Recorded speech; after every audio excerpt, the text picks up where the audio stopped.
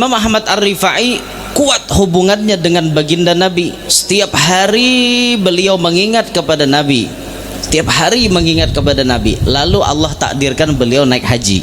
Selesai melakukan prosesi haji, beliau ziarah ke makam baginda Nabi.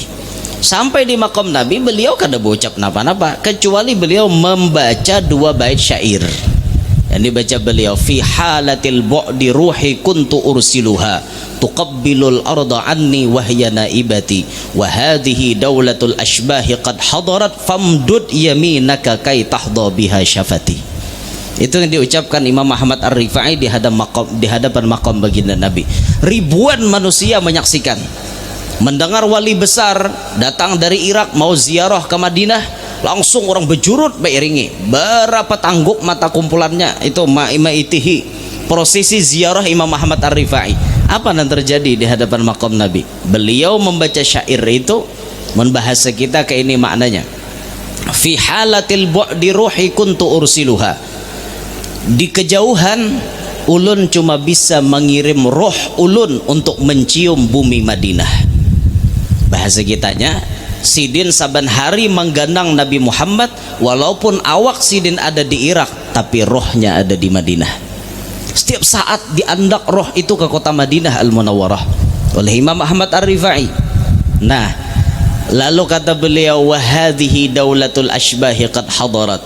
Tapi hari ini wahai Rasulullah, kada lagi roh ulun dan datang ke sini. Nih jasad ulun cungkung-cungkung di hadapan makom pian. Roh ulun ada di sini, awak ulun ada di sini. Ulun minta sabuting famdud yaminak, famdud yaminaka kai tahda biha syafati. Ulun mohon ya Rasul, ini permohonan seorang hamba yang selalu mengabdi kepada tuannya. Ulun mohon lawan pian dengan segala kehormatan, dengan segala ta'zim, pian ulurkan tangan pian, keluarkan tangan pian agar ulun bisa mengecup dengan bibir ulun. Itu diucapkan beliau. Apa yang terjadi? Belah kuburannya Nabi SAW. Langsung keluar tangan baginda Nabi, langsung dijabat tangannya oleh Imam Ahmad Ar-Rifai, dicium, disaksikan oleh ribuan mata manusia. Melihat tangan baginda Nabi muncul di hadapan Imam Ahmad Ar-Rifai, dicium. Maka bila sudah bersentuhan dengan tangan Rasulullah, otomatis Imam Ahmad Ar-Rifai tangannya taumpat harum. Wa kafful Mustafa kalwardinadi wa itruha yabqa idza massat ayadi. Telapak tangan Rasulullah bagaikan bau bunga yang sangat-sangat harum, bila bajapai barikit baunya. Terjadi kepada Imam Ahmad Ar-Rifai ini di zaman beliau. Kenapa maka bisa terjadi kayak itu? Karena ada ta'alluq yang kuat kepada Nabi Muhammad SAW. Hubungannya sangat-sangat kuat kepada Nabi Muhammad SAW. Nah, ujar guru tadi, mudahan kita sebelum meninggal sudah melihat wajahnya Nabi Muhammad. Dan Nabi menyebutkan di dalam hadis beliau yang mulia, man ra'ani fil manami fasayarani fil yaqadhah.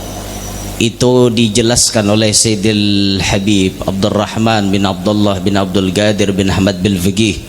Beliau menjelaskan, kata beliau, siapa yang, kata Nabi tadi kan, siapa yang melihat aku di dalam guring berarti pacang melihat aku di waktu jaga. Apa maknanya kata beliau? Waktu jaga di situ maksudnya adalah saat kita mengalami sakaratil maut. Disitulah Nabi Muhammad datang menemui kita. Bacungkung Nabi Muhammad batampai hanya bisa dilihat oleh mata kita.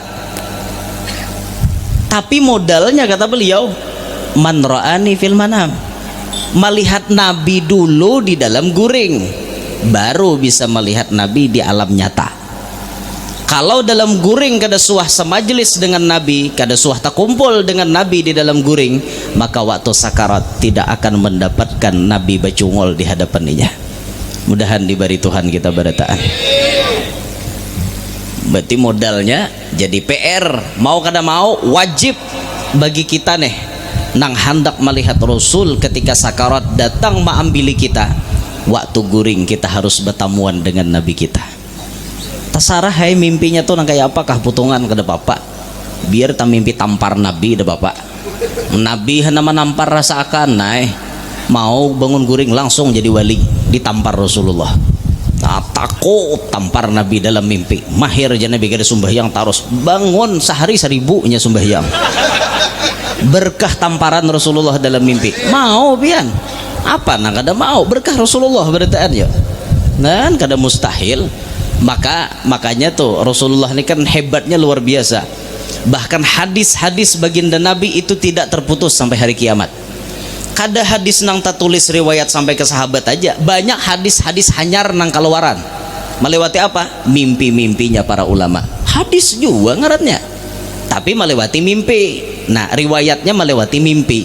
Makanya kadang-kadang ada kisah-kisah Rasulullah tuh nang hanyar, ada kisah Nabi dengan ulama ini nang terbaru banyak karena nang melaksanakan, nang merasakan ini ulama. Jadi kisah-kisahnya tuh belain-lain.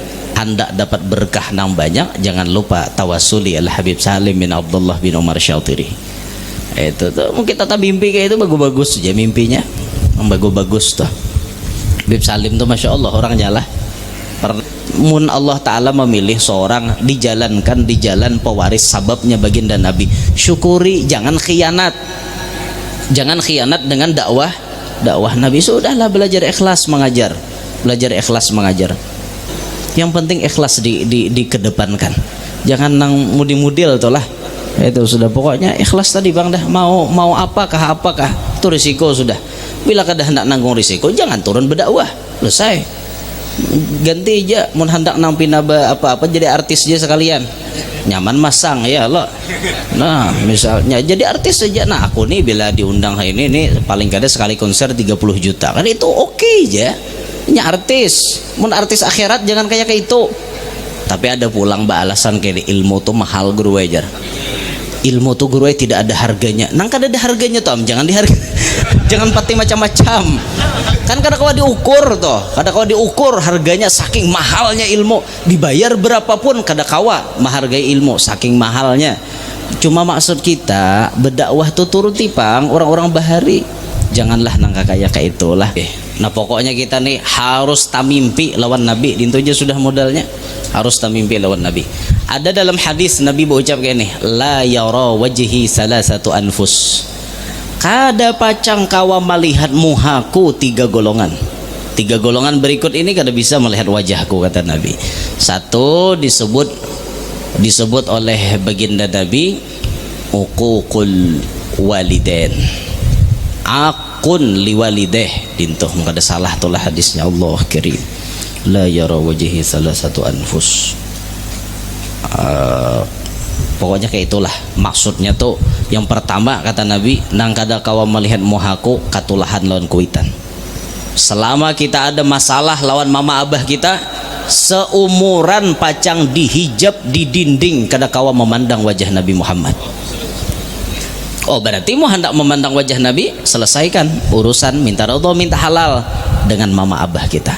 Mau tuh kena Nabi muncul di dalam mimpi. Yang kedua disebut oleh Nabi wattariku li sunnati, orang yang meninggalkan sunnahku. Semakin banyak sunnah Nabi dilupakan, makin jauh harapan pacang melihat wajah Nabi. Yang ketiga Nabi menyebut wa man lam yusalli alayya idza dzukirtu baina yadeh. Nang ketiga kada kawa melihat muhaku, orang nang kada mau bersolawat tatkala namaku disambat di hadapannya. Allahumma salli ala Muhammad. Nah kada mau menyahut tuh, kada mau melihat lawan wajah Nabi.